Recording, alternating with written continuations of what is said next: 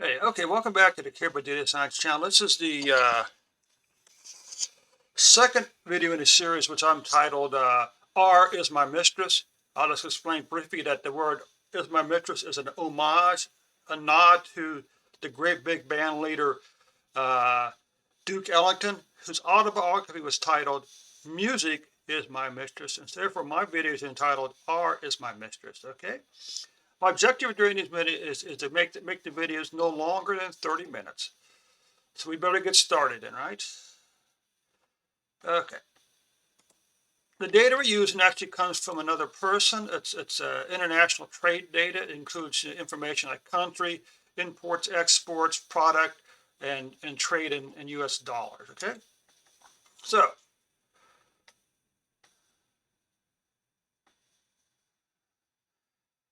let's go over here, open up our main thing. Now I made a mistake here. Anyway, it's just a few. You recognize the usual suspects, right? Tidyverse, Fable, forecasting package.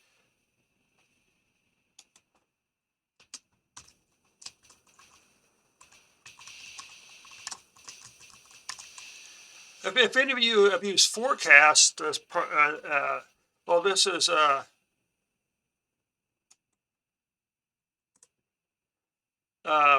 Fable is the tidyverse version of the forecast package. Okay, Plotly for interactive plots. You may use sample.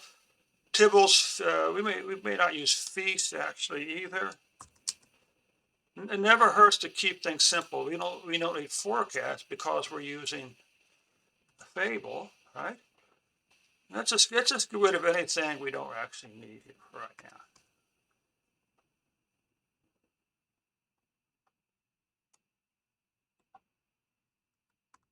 Okay. And so what we're doing is we're going to read the data from the commodity trade SQLite3 database. Then we're going to do a query. We're going to extract this stuff, the flow and the trade in dollars. Flow is either import or exports. So then initially we came down here, just looked at the total.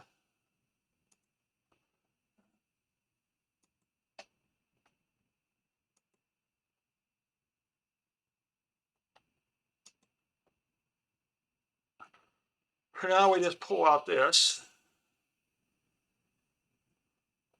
Now we could of course do some additional queries, couldn't we?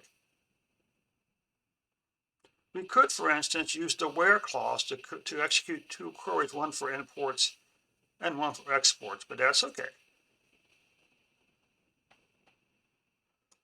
So this just plots the number of rows for imports and exports. You notice there's a pretty good gap between it. Good news is our in terms of row counts or orders, we can see that the imports is exceeding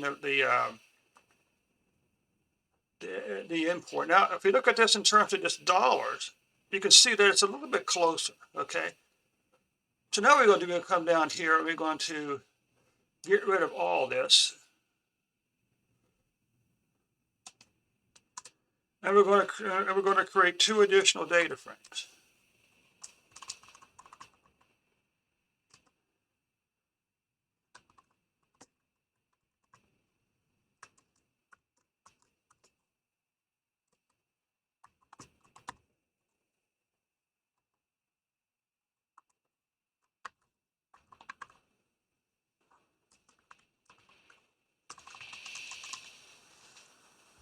Import.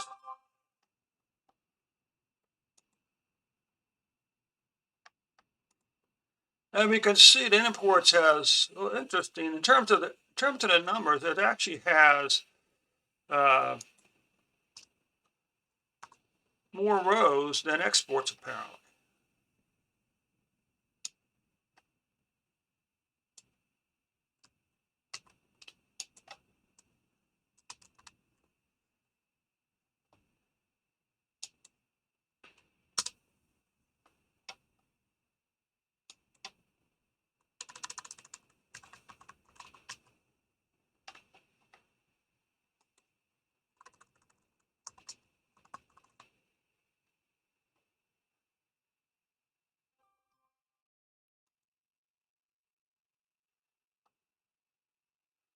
Okay. So now we're going to try to create. We're going to focus on the exports for today.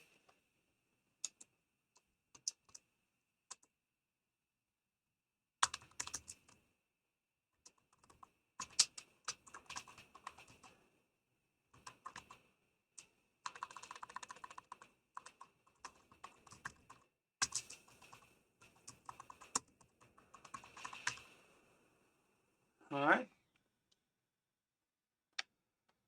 Let's come over to our good friend.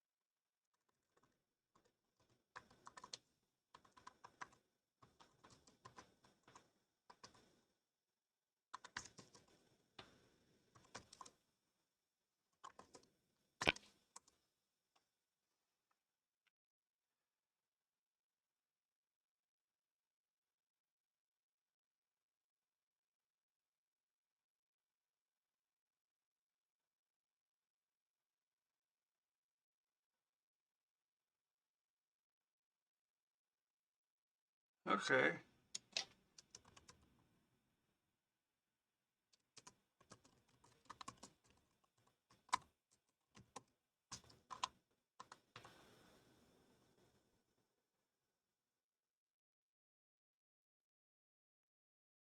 Well, what I actually created.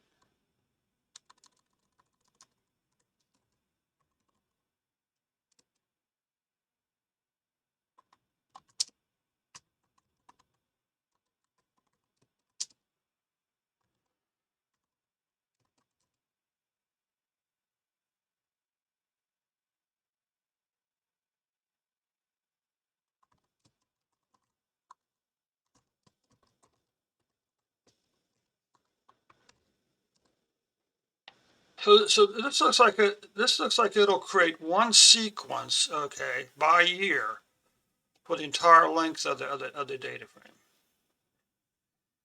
No, the code snippet I provided will create a yearly date sequence that is stored. However, you can use this vector to create a new data frame that includes the column's yearly dates. Here's an example of how to create a data frame with yearly. Okay.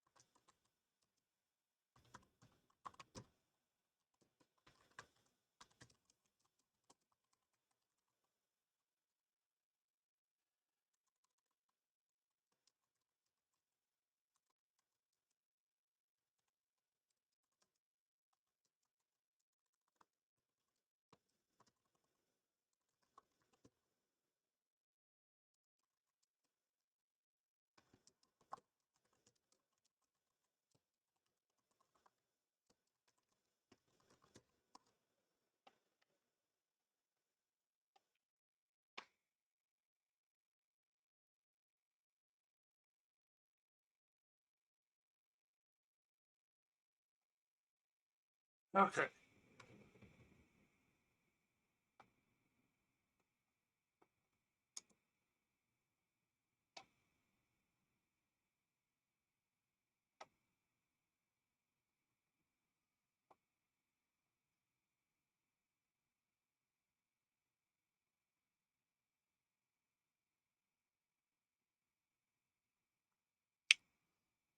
In this example, we'll create a date sequence vector as before.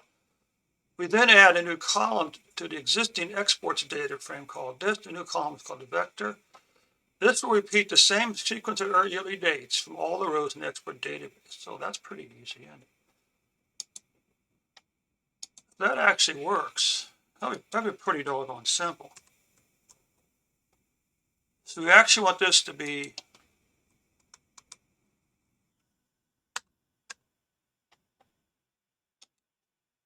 and this to be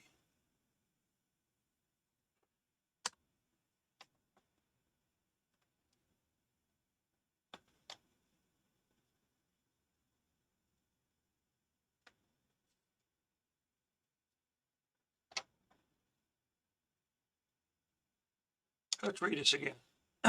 If you want to repeat the same yearly date sequence for all the rows in the existing data frame, you can simply assign the yearly sequence vector to a new column in the data frame.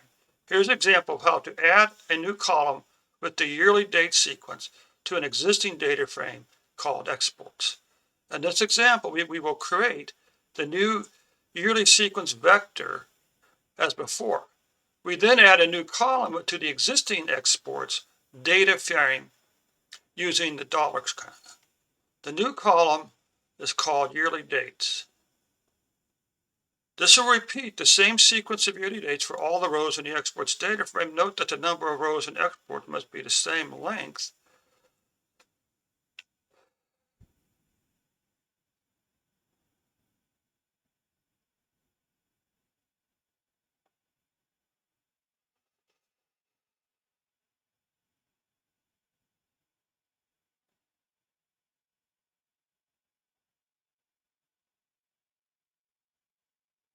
Well, let's see what happens.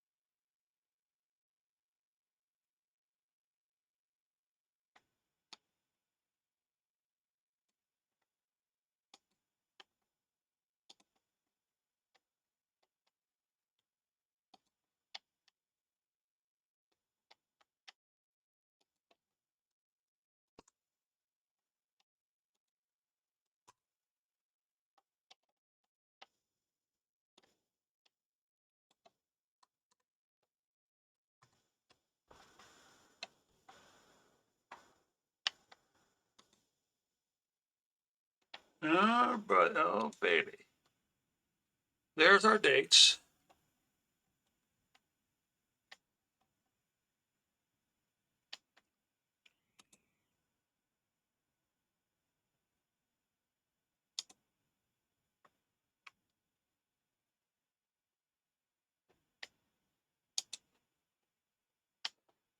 That's close.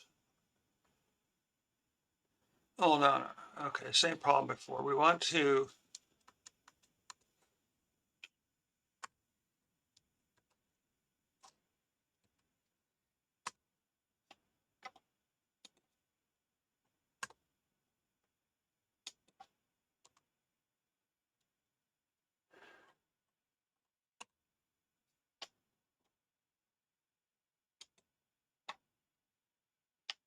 okay, good.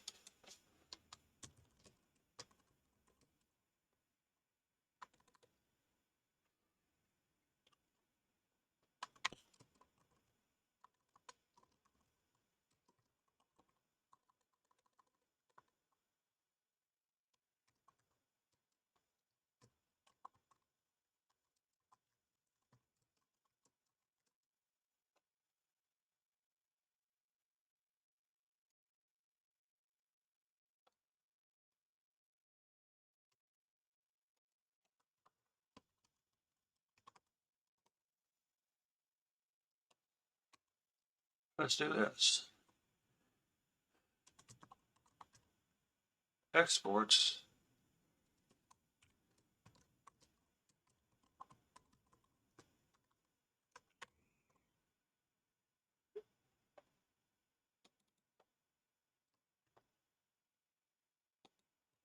Hopefully this data will make sense, okay?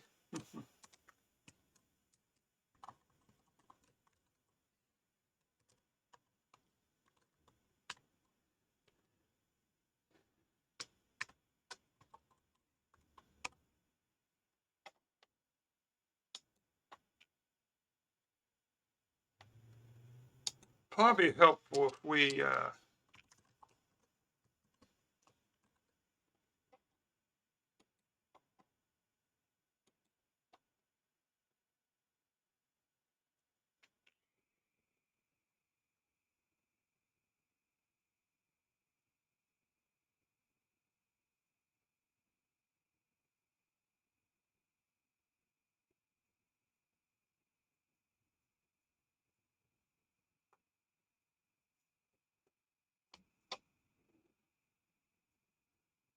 this can take a few minutes to do. How's our time looking? 15, good.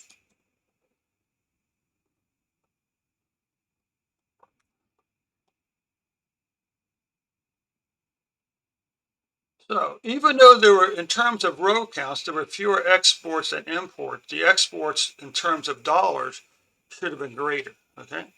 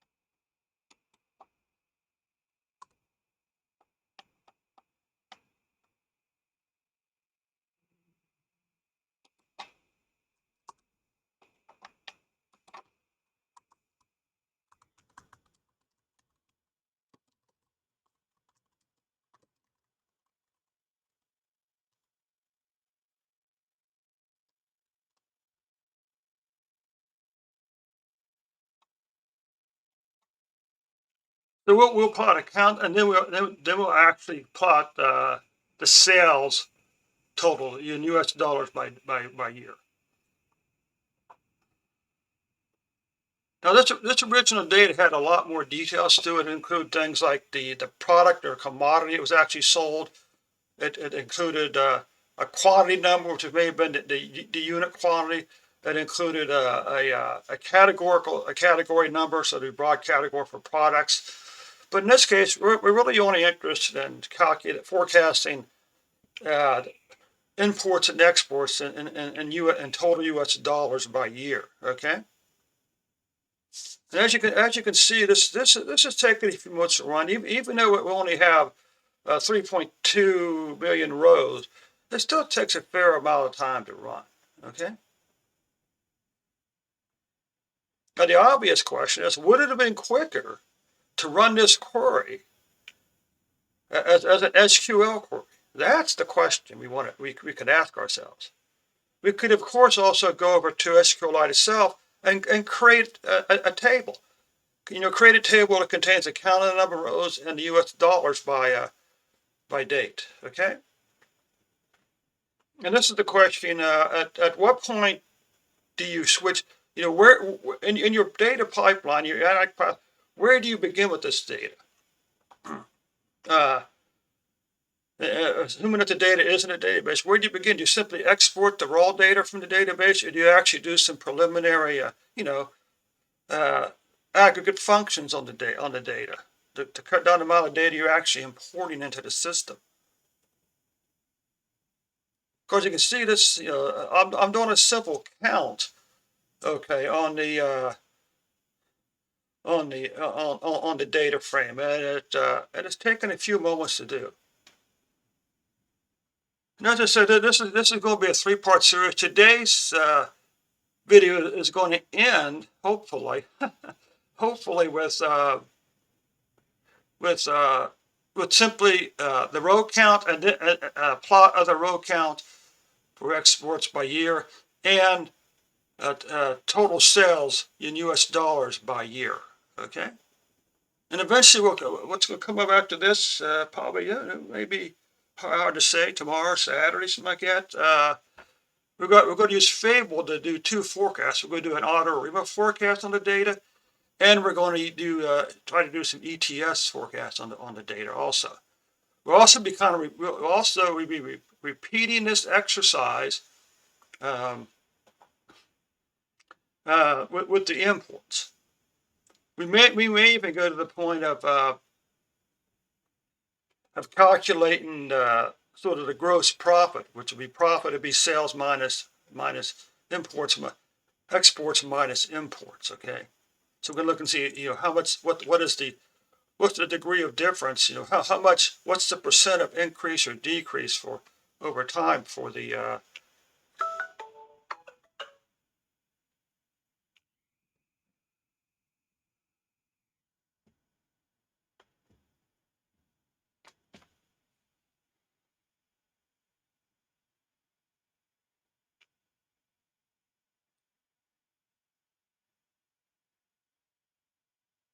okay.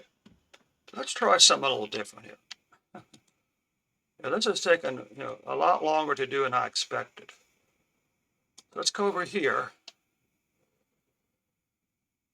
Come down here, exports. Let's do a group by yearly date.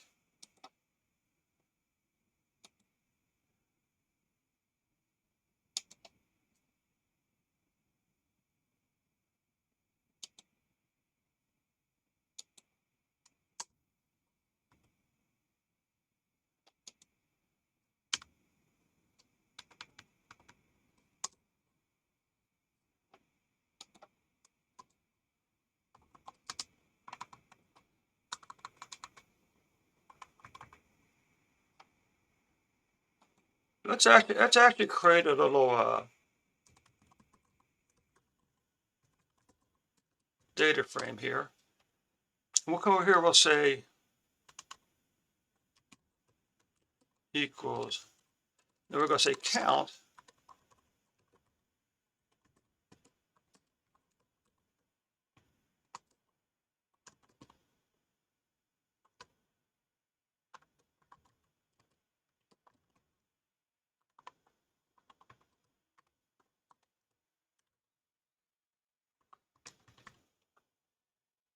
USD. We'll start here. And what we do, we'll actually create the data frame. Then we'll do a plot. Do a plot separate. Let's see what happens here.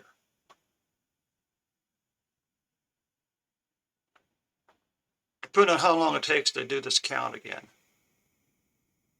We can do this, then make use of it for both plots at the same time.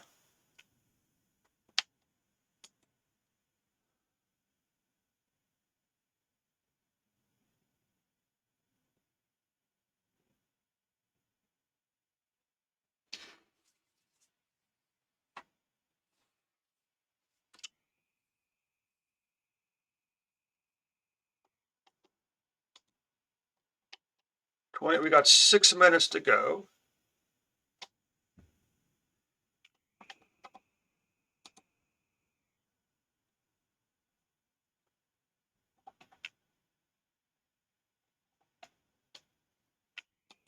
Okay, that doesn't make any sense.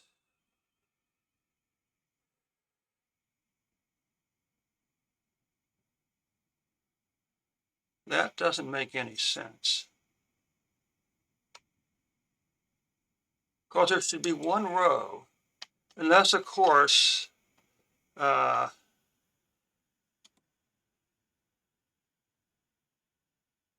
a date. How come?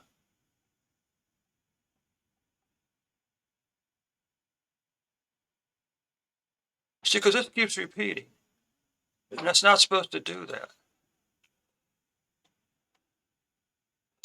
Let's do this.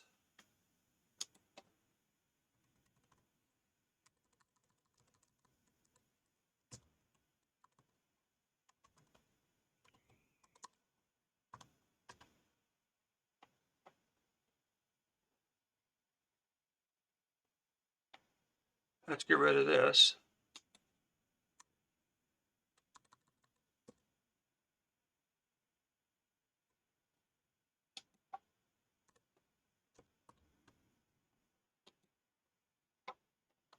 Because we're grouping by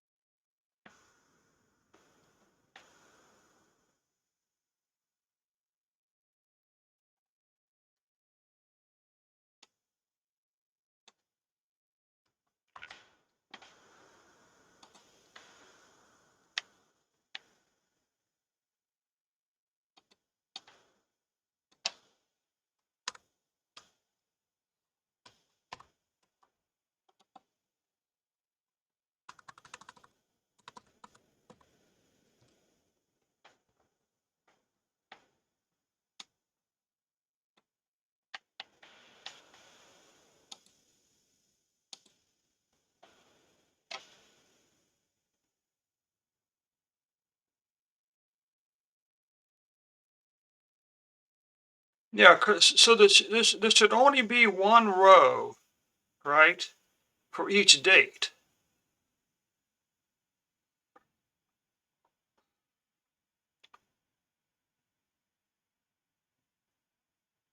And the count should be the number of times that row occurs. Unless it doesn't occur.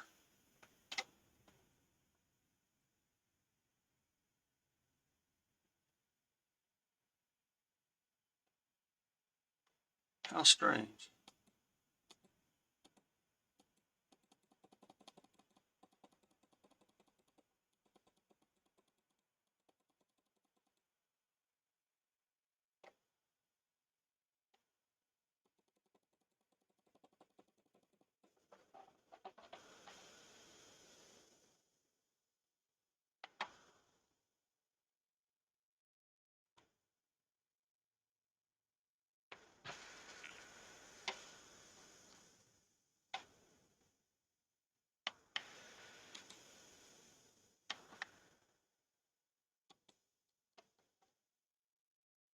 Okay, let's do this. Let's do the count again.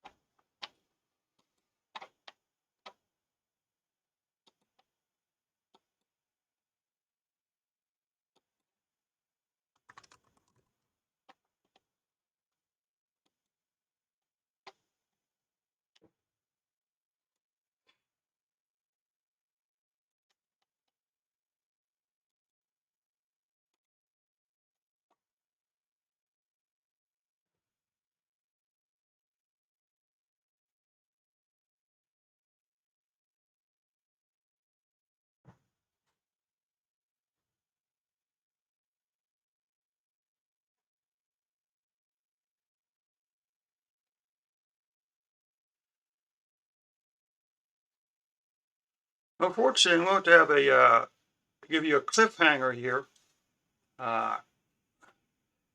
Okay, so this is what doesn't make any sense. It isn't grouping by the yearly date. Huh, interesting. Because we did a sort, so therefore it should sort by end, but it's not. Okay. Like I say, I hate to leave you with a cliffhanger here, but the good news is I think we got the date series correct. But again, there should be one row for each yearly date here, an account. I don't understand that. And if we look over here at exports, we can see that the yearly date is a date format. Okay.